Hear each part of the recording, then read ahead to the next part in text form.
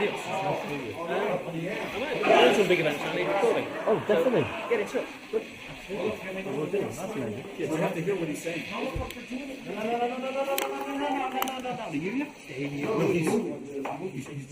Oh, yeah. Greg, Joe, and Bruce came together as the three amigos. And tonight, we're pleased to introduce Bruce L. Lipton, Gregg Braden, and Senor Joe Dispenza, the three amigos. Please stand up.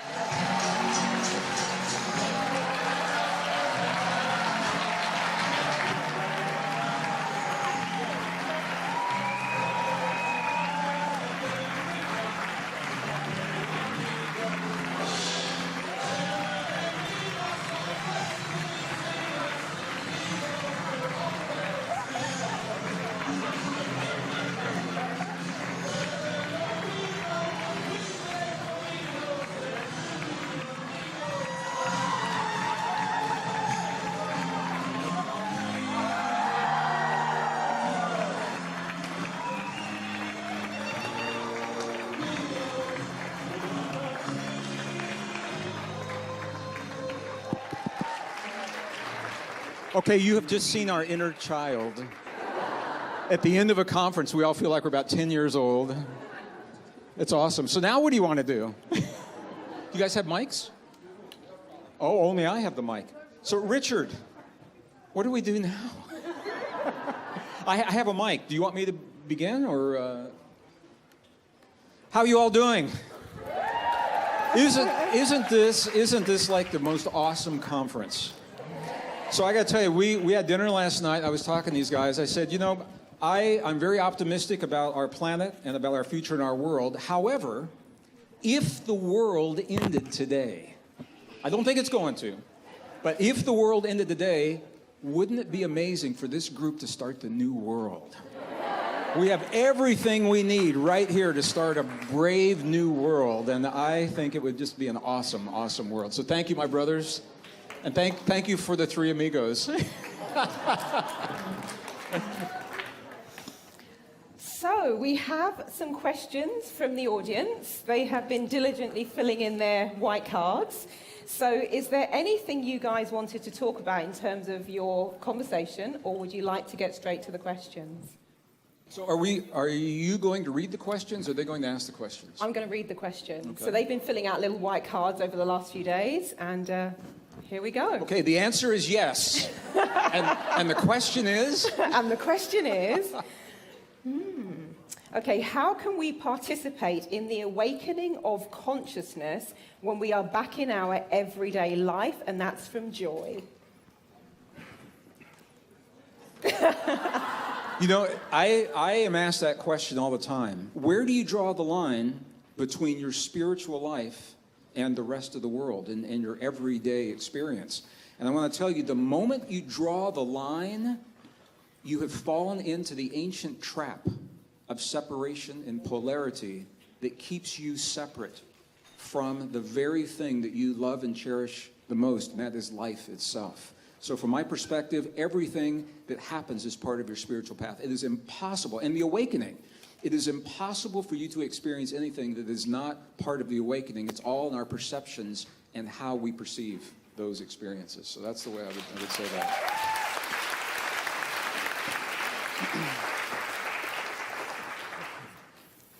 I think we're living in such an amazing time right now. I mean, if you are not being challenged in some way in your life, you're not alive.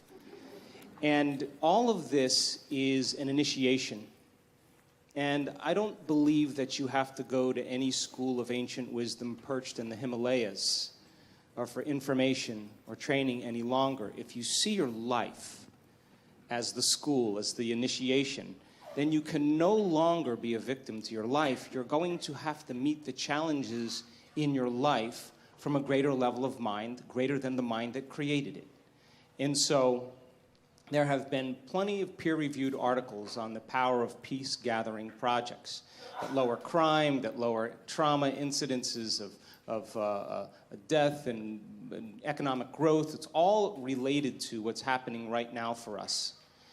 And it's not enough, though, for us to just focus on peace and expect the world to change. Because in the peace-gathering projects, when the event was over, a lot of the crime and violence returned back to its ceiling level again. It's more important for us not only to embody that peace and feel it, but then to demonstrate it. And when we begin to demonstrate it, I think we give people permission to do the same. That means that we can't be preaching peace and then be stuck in traffic and, flipping people off or, or arguing with your coworker. You don't get to stand up for peace if you have conflict in your life. So when we start that self-contemplative process of looking within, and instead of judging someone or something, look to see if there's an aspect of ourselves within that person or within that situation that we may need to change. And if we're all doing that at the same time, something greater, a greater consciousness is going to emerge. And so I believe that it should never be about a person. It should be about principles. And when we stand up for principles, that creates community. Because you could be one belief or another belief, but if you're sharing the same principles, which are joy and freedom and cooperation and connection, that's what builds communities. So then, everything in our world right now is reminding us of separation. Whether it's war, whether it's violence, whether it's political deceit, whether it's prejudice, all of those things cause us to live by those stress hormones. And when we're living in that state of survival, we're not trusting, and we become more selfish. So then, starting our day asking ourselves, what would be the greatest expression of myself I'd like to present to the world? And then making the choice to not get up until we are that person, I think that begins to demonstrate greatness. And when there is adversity and when there are challenges in our life, the question, of course, becomes, how do we become supernatural? And that means we're going to have to do what feels unnatural at first. When everybody else is in poverty and lack, that's the time to give. When everybody else is in fear and vigilance, that's the time to show courage. When people are angry and hating and prejudiced, that's the time to show compassion. When people are competing to rush to get to the top, that's the time to change your energy and draw the experience to you. And if you keep doing what's unnatural over and over again, sooner or later you're going to become supernatural. And then what happens is that we have neurons in our brain called mirror neurons, and those are empathy neurons. And when you fed your kid as a child, you went like this. You don't know why you were doing that, but you were unconsciously or subconsciously asking them to mimic your behavior. And they look at you and they follow your actions. And so when you all of a sudden demonstrate greatness in your life, and I don't care if it's just letting somebody ahead of you in traffic or helping someone up or picking up a piece of litter or garbage, and people witness that, they're more prone to do the same. And so we begin to change the world, I believe, by changing ourselves.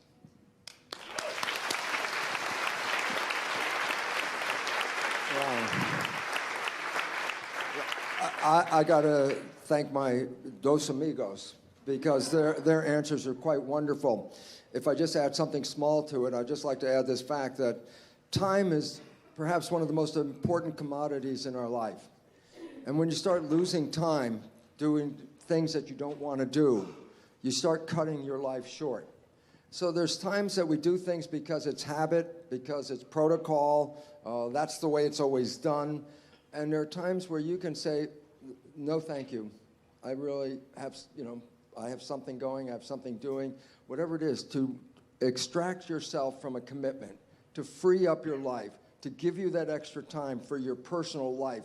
Because this is our personal opportunity to experience heaven on earth. And if you're going to give away all your time, you have nothing left.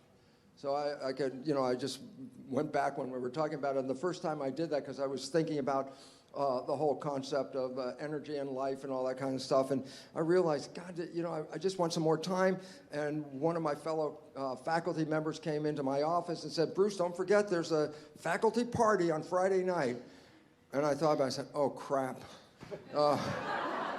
They're the most boring, waste of time things I've ever done in my life. And I just sat there in that one moment, just having thought about that, I said, oh, geez, I'm so sorry. I have some important work I have to do, and I won't be able to attend. And he said, oh, okay, and walked out. And all of a sudden I said, oh my God, I got Friday night. It's all for me. So I really want you to understand, we do things by habit and just programming, and yet you are a free agent. And when you really feel that it's not in your interest to do something, you have the right and the opportunity to disconnect, recover your life, and use it the way you want to use it. Friday night is not for faculty meetings. So I just want you to recognize it's choice, and you have freedom of choice. And the issue that Greg brought up as well is you don't want to antagonize somebody, so you always pull back giving them credit. Whatever it is, they want to say, oh, you guys are great, but I really can't do this or something like that. And there's an important reason why. Because infinity is, what number is infinity? And you give me a number and I say, no, I can give you one more than that one, and then we can go back and forth and get up higher and higher. There's a negative infinity too. And the idea is, if you are angry with somebody and you give them the last word, there is no last word. Because as soon as you think you said the last word, you know something's going to have to come back. I found out the best way of resolving things is let the other person win. Let them win. If they call you a jerk, you go, oh yeah, I'm a jerk. You know what the joy is in that? They can't come, I said you were a jerk. I said, yeah, I remember. Don't play the game.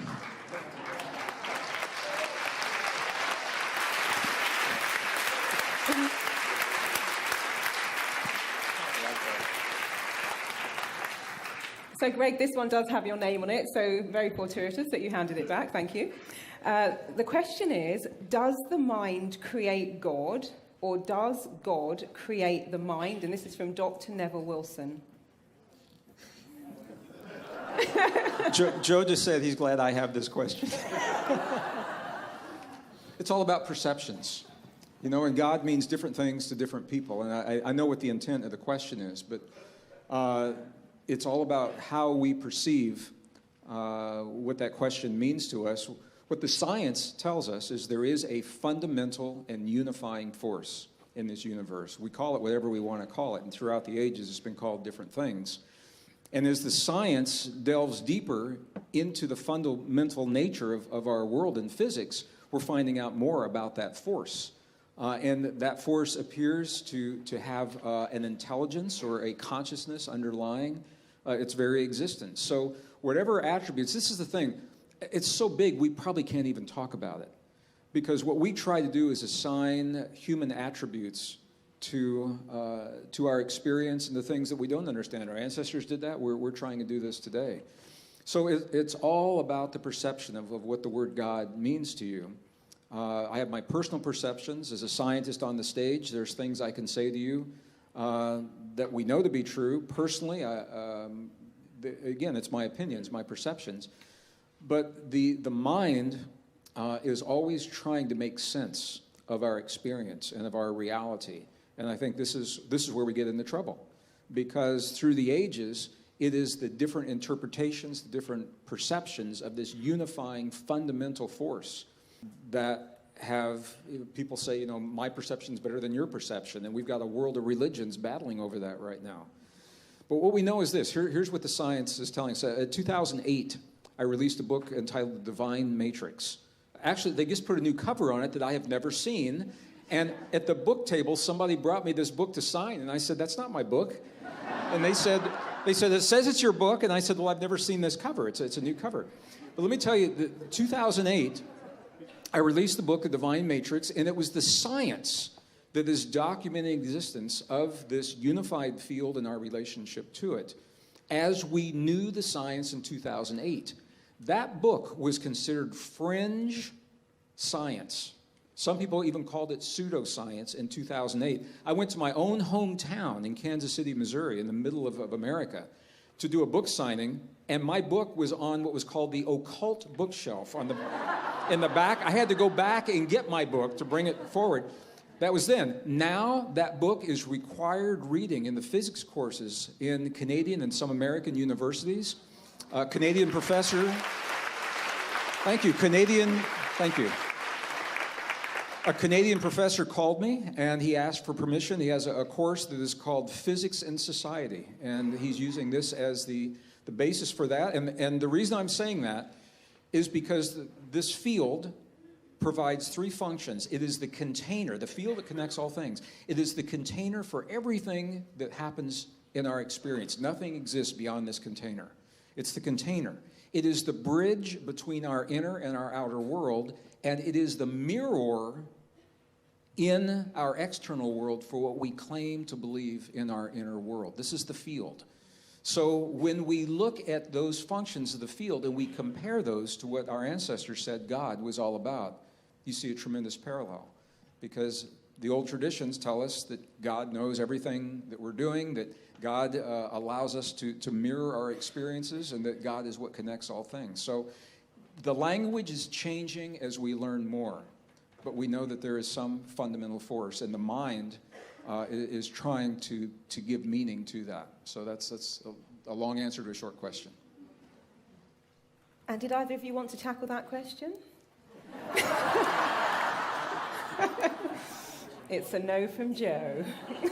Should have some. Bruce? We can move along. We can move along. And actually, did you want to? Sure. Go for it. You're going to need a mic. Oh, Mike. Thank you, Mike. Okay. So this question is, if reincarnation exists, how is it possible to communicate with the spirit of a deceased person, ? Where are they at that point, ? And what is the relationship between that point and reincarnated life? And they put love hearts. They put love hearts. It's a very interesting and exciting question for me, because as a scientist all my life I did not believe in spirituality. And I was into genes and chromosomes and cells and all that stuff. But in understanding the nature of that membrane that I talked about in the lecture, I started to recognize something which I'm going to talk about tomorrow as well, and that is our identity is not inside our body.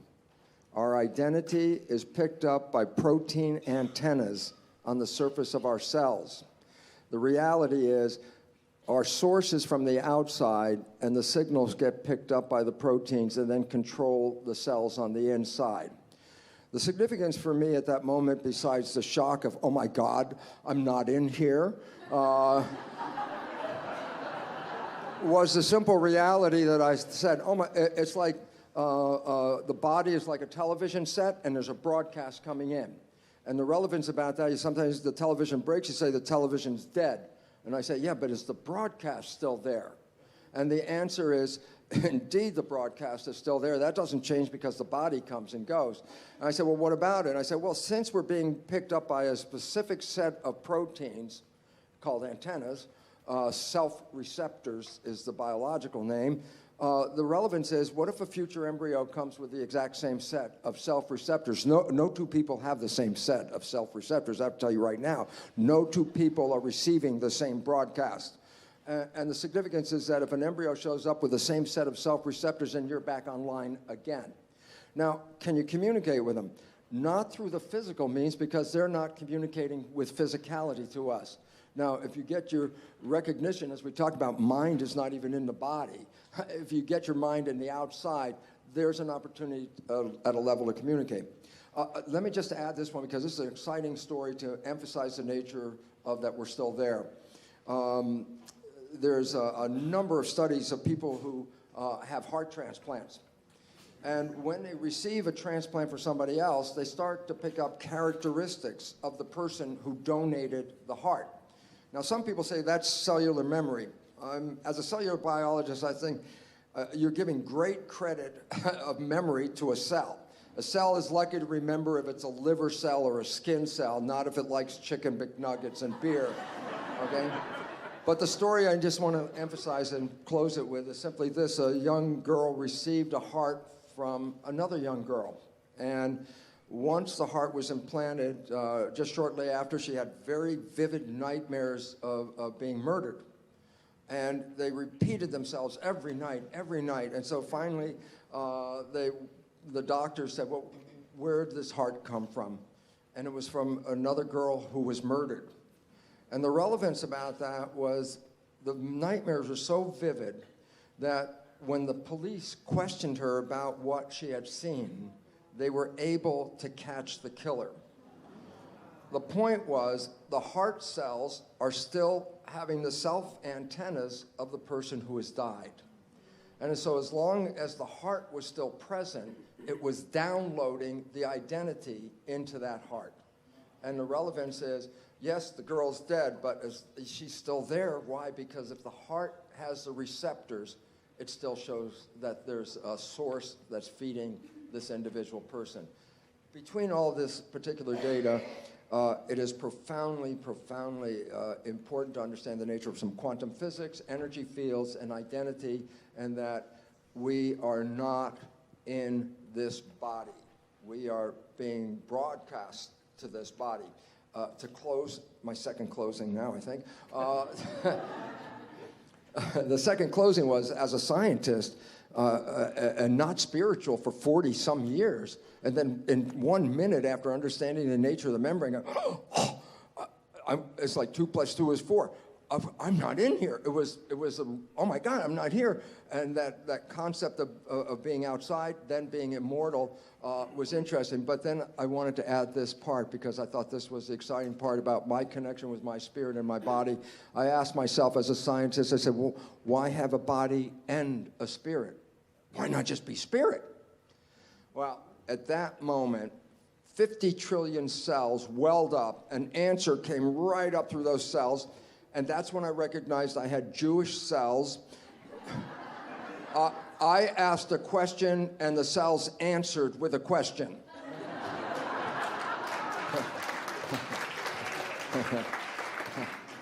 And they're very funny cells, so here's how it goes. I said, why have a spirit and a body? Why not just be a spirit? And the cells welled up and said, Bruce, if you're just a spirit, what does chocolate taste like? And if you get the answer for that is this. This is a virtual reality suit. You jump into this suit, you drive it around, the experiences of this suit are sent back to source. That's where we start to recognize your brain activity is not contained in your head. You can use magnetoencephalograph probes outside of your head, and you can read your brain activity. So you're broadcasting back to the field. And that's why we can see a sunset. We can taste that chocolate. We can smell that rose.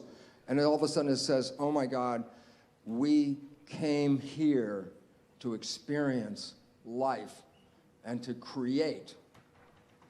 And then all of a sudden I said, oh, the whole story might be the biggest cosmic joke in the world, and that is this. We have been told that when we die, if we did a good job on planet Earth, we can go to heaven. I would like to suggest something. You were born into heaven. This is where you came to create. This is where you came to experience. If you don't like the creation, the significance, as we talk about between Joe and Greg and myself, is we're not living our lives, we're living the lives of programs. And if you don't like the program, the new biology is the one that says you can rewrite it. And if you rewrite it to make your creation not the one you bought as the creation, you will manifest heaven on earth. You will wake up every day with the glory of being in the most spectacular planet and the ability to create life. And that's what the joy is all about. Thank you.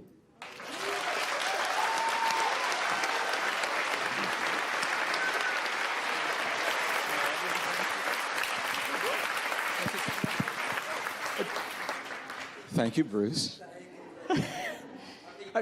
Amigo. Not much I can add to that, but one piece that takes it well beyond the realm of theory.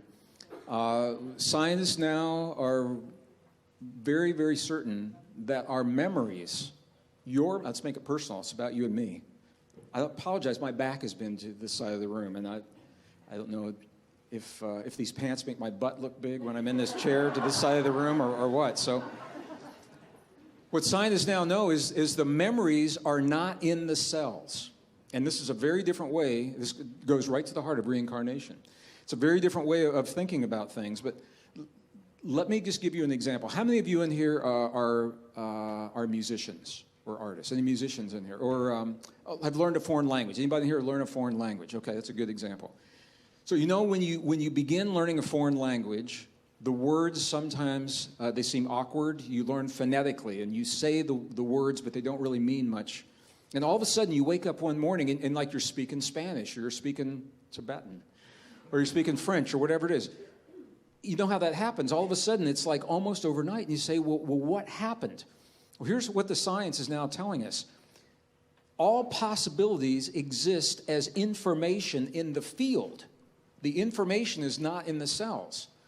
What we do in the cells is we grow, and Bruce, it's exactly the term that I use, what are called soft antennae. So the way that the neurons wire and fire create the antenna that tune to the place in the field where that information lives, where that foreign language lives. I'm a guitar player, and when I'm trying to learn to play a song for one of my favorite, Michael Hedges was a brilliant guitarist before he passed a few years ago. And to try to learn to play like Michael Hedges for me, I'd go through the motions, and one morning I woke up, and man, it was like I was thinking like Michael Hedges, and I knew what the tuning was. And you say, well, what happens in the space between when it's awkward and between when you've got it? And that is the answer to what this question is all about. When we, I'm just going to say it like this. It is the very act, of you striving to become more in one moment than you were in the last moment. It's the act of you reaching deep within yourself to grasp a new way of thinking.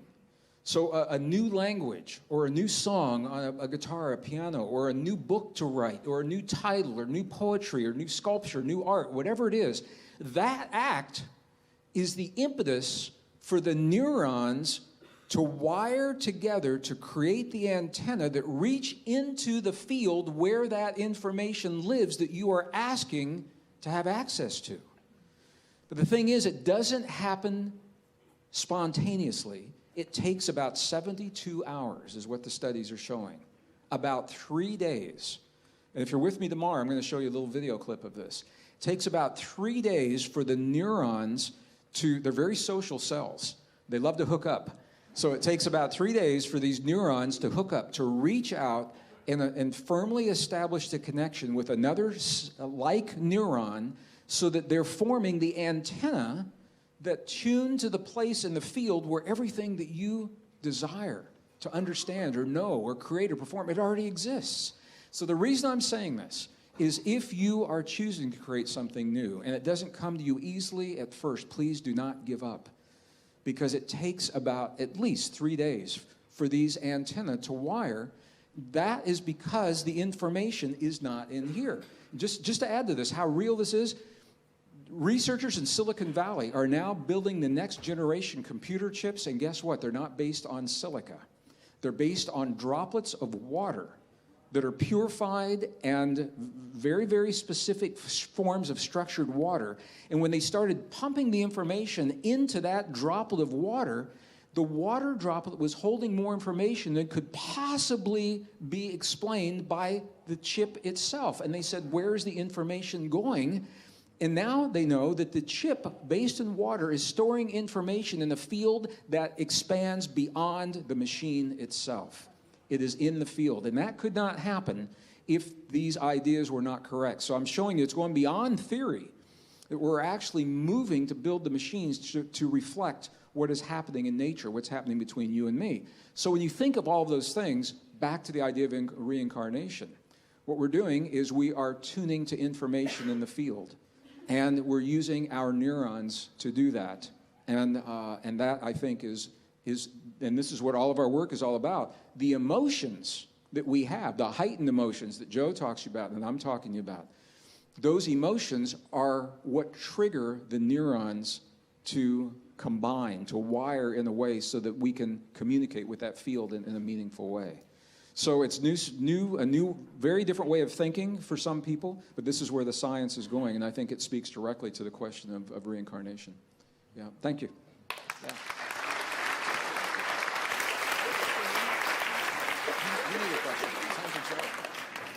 Did you have anything to add to that one? Well, this one is for you. So it says, this is from Gaynor. It says, Dr. Joe, can you suggest the best order to do the meditations, ? It says, I'm doing the blessings of the energy centers, 3, then 4. Then I'm doing trance plus the mind movie. Then later on during the day, a walking meditation and another BOTEC, B-O-T-E-C, before bed. So can you suggest the best order and sequence? Where are you, anyway? Do you have a job? Look, I mean, all of this, you have a job, yes? All of this, the work that we do, really is to teach people how to regulate internal states independent of the conditions in their external environment. That when you finish a meditation, if you get up feeling the same way as you sat down, nothing really happened. Nothing happened neurologically, biologically, chemically, hormonally, genetically. You're still in the same state of being. But when you get up and you feel like an elevated sense of self, and your heart is swollen, and you have a clear vision of your future, and your energy's different, the question is, how long can you maintain that state? So you're literally broadcasting a whole new electromagnetic signature in that state. The thoughts tend to be electric and feelings tend to be magnetic. And the way we think and feel is what we broadcast into the field. And what we broadcast into the field is our experiment with destiny. So then when you go within and you disconnect from your outer world and you sit your body down and it's no longer experiencing anything and you're not thinking about your schedule, your past, or your future, as I said today, you're being defined by thought. And you're making your inner world more real than your outer world. When you open your eyes and you present yourself to the world, the job then is to not react emotionally to the same conditions in your life, because the moment you react emotionally, you're equal to the conditions in your life and you're back in your past. So then when you fall from grace and you move off that state, then you sit down and you realign. You begin to tune in again and you change your energy again. Now, when I'm going through change in my life or I have a specific outcome that I want to create, I love to get up early in the morning. That's my time. I'm a 4:30 in the morning guy because that's my time. The rest of the day I'm serving, but I love getting up early and changing and working and having some time to myself. And I believe that when I invest in myself, I invest in my future. And that time in my morning, nobody bothers me because that's my time. And because of brain waves and brain chemistry, the door between the conscious mind and the subconscious mind is more open. And so if I get up early and I'm kind of between theta and alpha, I don't have to work as hard. I'm not thinking. I just kind of relax into the moment. In the evening, I always ask myself, how did I do? How was one lifetime in one day? Where did I fall from grace? What happened? And so then when I look at seeing how I reacted to someone or something, or I made the choice that I could have made a better choice, I naturally, and we all do this, begin to think, well, if the same situation happened again, how would I do it differently? And that's the act of beginning to come up with a new plan. The act of rehearsing it in your mind begins to install the circuits in your brain, priming your brain so that when the next experience happens, you could modify your behaviors to do a better job in life. That's called plasticity. So it doesn't matter for me what meditation I do any longer. I like to just get up in a new state of being. And so if you're doing the blessing of the energy centers in the morning, you're aligning your autonomic nervous system. You are literally, each energy center is tuning into a different frequency. They all have their own frequency, their own energy. And as you do this properly, and you're doing some of the more advanced blessing of the energy centers, you are actually drawing information from the field into your body. And if all disease is a lowering of frequency, when you begin to pull that energy into your body consciously, you're going to raise its frequency. So that's a great thing to do. If you're doing a meditation in the evening, of course, pick a meditation that changes your energy. But then, you know, the idea is not just to meditate so that you can keep meditating. Your job is to actually see what the effects you've produced in your life as a result of it. I mean, why else would we do this?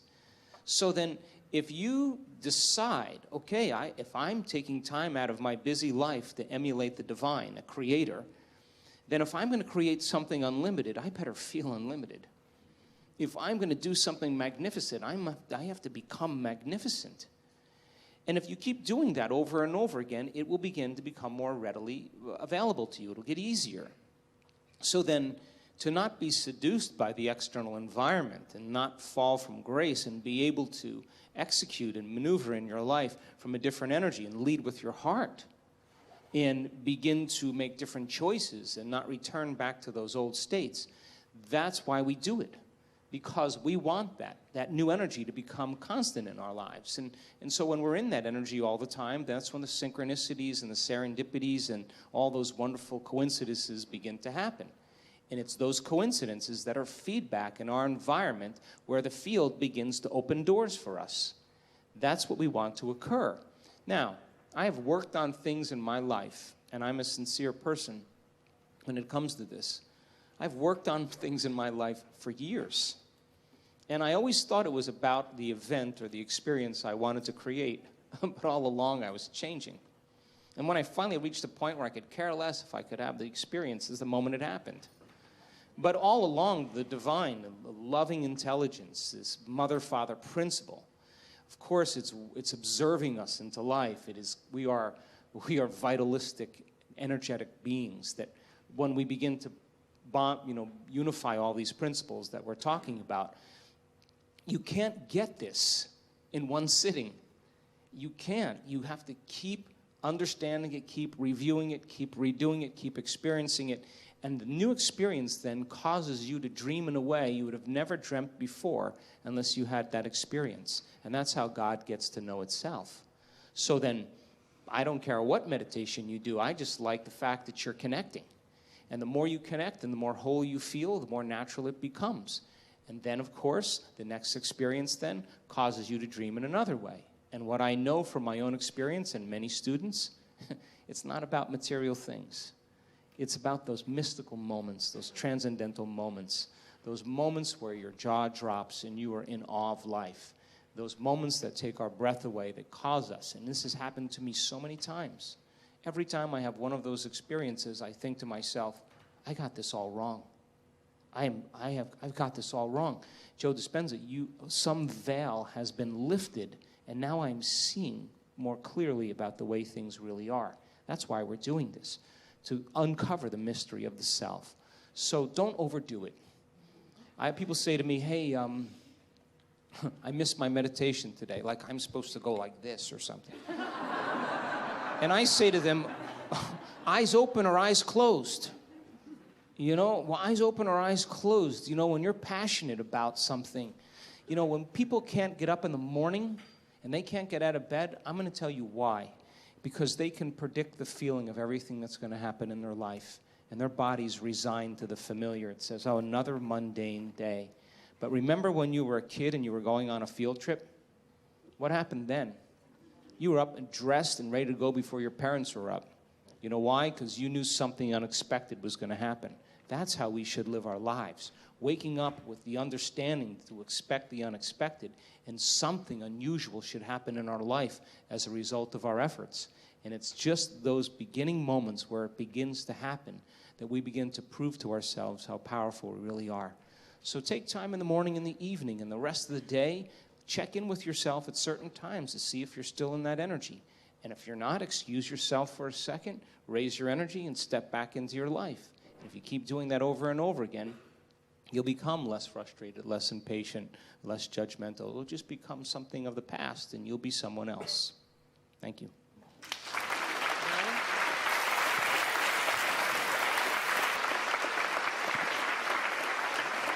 Can I ask these guys a question? So one of the things we love about this is we actually get to know one another. We've known each other for years, but we rarely get to see one another.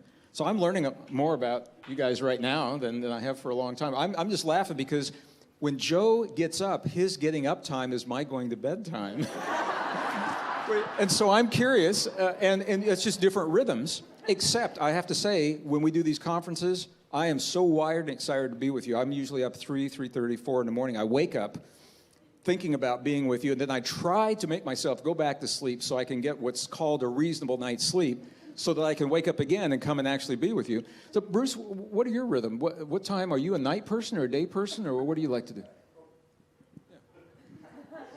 Nighttime. And I feel it because when I start trying to do work, conscious work and all that, it's sort of like less static is in the air when everybody's sleeping. Yeah. So when you write your books, do you write them more in the daytime or nighttime? Nighttime. When you write your books, daytime or all the time? Yeah, Joe and I, we were talking about this. Our most recent books, Joe honored me with the invitation to write the foreword for his new book that comes out in 2 months. And I did. I accepted. And he was asking me, he said, pardon me? What's it called? Becoming Supernatural, How Common People Are Doing the Uncommon. With a foreword by Gregg Braden. I just have to tell you this, Joe. I don't know if you've seen the cover. They put my name in big letters at the top of the cover of your book. Oh, thank you. Thank you, my brother. So he was asking me, he said, when did you find time to write this? And most of you know, I take, and some of you are in the room, I take a group to Peru, usually once, sometimes twice a year. And I've got a 7-hour flight from Dallas down to Lima. I formulated your foreword on the flight down. I thought about it 3 weeks while I was there, and then I wrote it on the 7-hour trip back is actually when it happened. So people, you know, they sometimes say, well, when do you guys find time to write? It's whenever, I mean, hotel rooms, airplanes, delayed flights, you know, but I want to tell you, the writing is the easiest part. It's the formulation of the ideas. That is where the action is, and that can happen anywhere. That can happen on an escalator, in an elevator, in a conference. So I was just curious. I was listening. It struck me that he goes to bed when I'm waking up because that's our alpha rhythms are very, very different. But fortunately, there's enough overlap in wake time that we can do these kinds of things during the day. So thank you. By the way, it's very interesting because that bewitching hour between 1 and 4 in the morning is when melatonin levels are at their height. And that is that verge of the mystical. That's when our brain waves are in alpha. We're in that creative state. And even in theta, we're in that. We're actually piercing the veil where we're actually in contact with more information because they're too tired for your analytical mind to really care. The analytical mind just finally gives up. And if you just get past that hump, and all of a sudden you get a second wind. And a lot of my friends that are musicians and artists, they love that evening time. That's the time they create. And me, I like to wake up when everybody's asleep at 4 in the morning or 4:30 in the morning, and it's quiet and I can start my day really fresh. That's just me personally. But it's the same principle. You wake up in the morning, you go to bed at night, your brain waves are changing, your brain chemistry changes. The door between the conscious mind and the subconscious mind is wide open. So, Richard, how much longer have we got this evening? 1 hour. Say that again? He says one more question. One more question? Okay. Richard has spoken. Okay. So this question, see, I really wanted the personal question for Greg, but that's not fair because it leaves everyone else out. So you're getting off the hook. So the question we have is about transformation. So it says, we have heard a lot about the transforming power of thoughts. So I think you might want to start with this one. How in practice do we transform our thoughts so that they can transform our lives, ?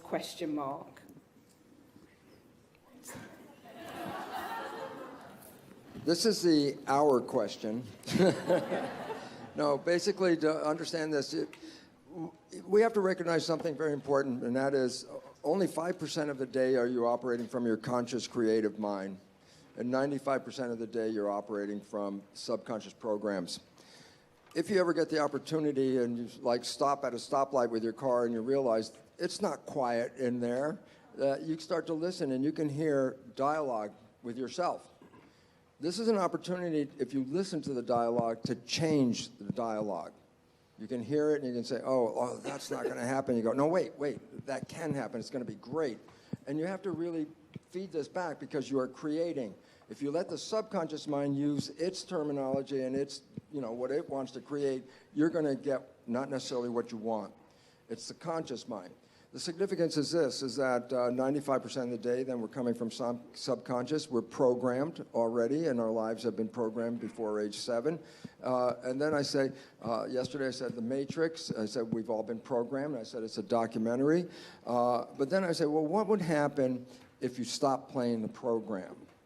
And the answer is so wonderful because all of you have taken that red pill at some point, and that was when you fell deeply in love with somebody. And I say, what was happening when you fell deeply in love? And I say, for the first time in your life, you stopped thinking because everything you wanted is now right in front of your face. And when you stop thinking and you become what is called mindful, then you are in absolute control. And I say, look, your life could suck every day until you met this person, and then heaven. In 24 hours later, you can experience heaven. And what was the difference? You stopped thinking and started being present. And so it becomes important if you want to transform, then you stay present and you repeat what you like, and repetition is what will reprogram your subconscious. So as long as you stop the old talk, put in what you want, and repeat what you want, you have an opportunity to rewrite any program in your life. And it's really important. I'll be talking about this tomorrow, but it's basically an understanding that the two minds, conscious and subconscious, have different functions. Conscious mind is creative, primarily. Subconscious mind is habitual, primarily. More importantly, though, they learn in different ways. The conscious mind, being creative, can learn in any number of ways. Listening to my brothers here, you could download stuff right now and just learn that stuff, okay? Conscious mind, being creative, read the self-help book, watch the video. Even just go, aha, you can change conscious mind. The problem is subconscious mind is the habit mind. And habits do not change easily for great benefit. For example, when did you learn how to walk? Most everyone have learned how to walk before 2. Did you have to relearn how to walk? Hopefully not. I say, well, you could be 40, 50, 60, 70, 80 plus years, and you're still using the habit program. So the emphasis on subconscious is not to change easily, because if it does, then habits don't exist. So the issue is, then how can you change the subconscious mind? And there are 2 fundamental ways, because these are natural ways. How did you learn in the first 7 years? Hypnosis.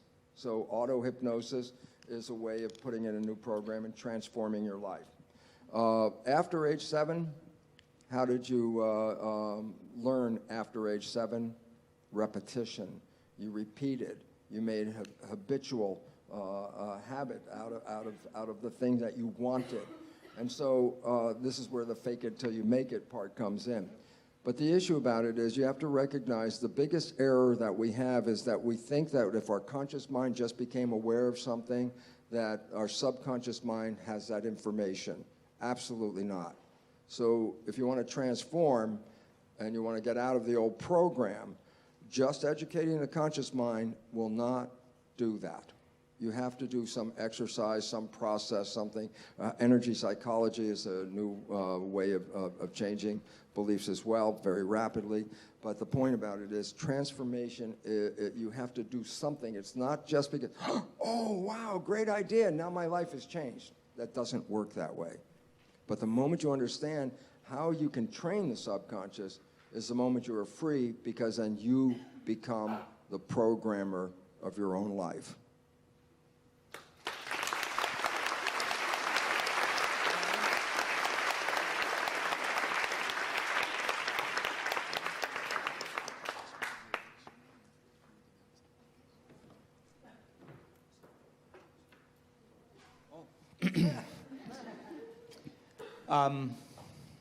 I think that in order for us to truly change, we have to get beyond ourselves. And that is one of the arts of transformation.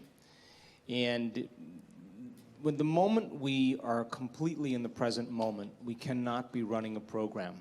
It turns out, coincidentally, when we're truly in the present moment, all possibilities in the quantum field exist in the eternal now.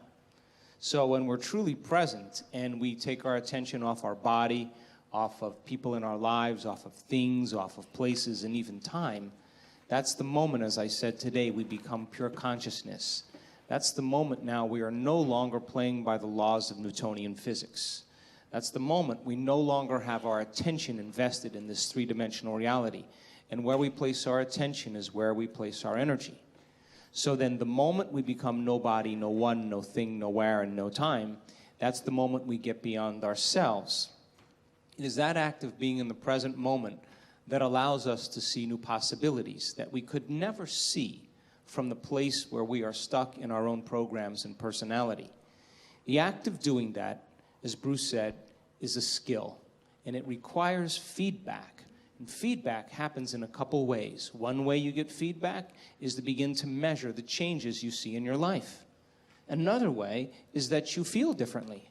Another way is that the voice in your head goes away that's telling you can't, it's too hard, you'll never change. This process, if it was easy, everybody would be doing it.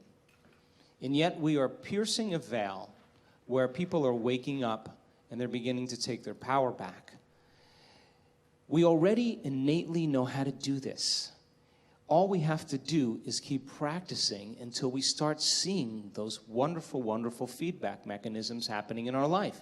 The moment you start seeing those changes taking place in your life, you are going to pay attention to what you did to cause it. And the moment you pay attention to the cause of that action, you're no longer thinking that it's something out there that did it. You're beginning to realize it's what you did inside of you to produce it. That's when we begin to take our power back. And so making the act of getting beyond ourselves, finding the present moment, people unfolding into this unified field, that field of information, just because you can't see it doesn't mean it doesn't exist. It actually is, the only way you can experience it is not with your senses, but with your awareness. And so then as you begin to put more and more attention on it, what you place your attention on expands. And you begin to notice more of it, and you begin to feel more connected to it, and you start feeling more whole. And the side effect of that then is you feel less separate from your dreams. And if you feel less separate from your dreams, and you get up feeling gratitude, and you feel in love with life and a joy for existence, you would never wonder when it was going to happen. You feel like it already happened. And then your job then is to not try to analyze and think about when it's going to happen, because the moment you do that, you return back to the old self. The new self would never think that way. So then it's a practice. And just like practicing a golf swing, or practicing a guitar, or practicing complaining, you just get good at it after a while. But the same mechanisms work in the same way. And so then as we begin to change the way we think and feel on a daily basis, the hardest part about all of this is that mindfulness, is that metacognition. It's the act of thinking about what you've been thinking about. And the more conscious you become of your unconscious thoughts, your automatic behaviors, and your conditioned emotional responses, the more aware and conscious you become of them, the less unconscious you go in your life. But most people don't like to feel that discomfort. They'd rather turn on the TV. They'd rather surf the internet. They'd rather get on the phone or text because it distracts them from that feeling. But the question is, you could do it now, or you can do it later. And so finally, people are waking up to say, hey, I'm not going to wait for that moment. Every day, I'm going to start to become a scientist in my life and to measure the effects of me at cause. And it's just the process of doing it where things begin to fall away in your life and new opportunities begin to show up, and you start making those correlations and connections. The empowerment that you feel increases your belief in possibility. And when you begin to increase your belief in possibility, you trust in the unknown. Can't trust in the unknown when you're living in survival, The unknown is a scary place in survival. We are conditioned to run from something that's unknown. But yet, when you are truly in that elegant state, and your heart is open, and your mind is clear, and your brain is coherent, the unknown becomes an adventure. And now we have to lay down the very thing we used our whole life to get what we want for something greater to occur. And that means that we don't have to go and get it. If we truly change our energy, we draw the experience to us. And now that's when it gets fun. Are you going to ask a wrap-up?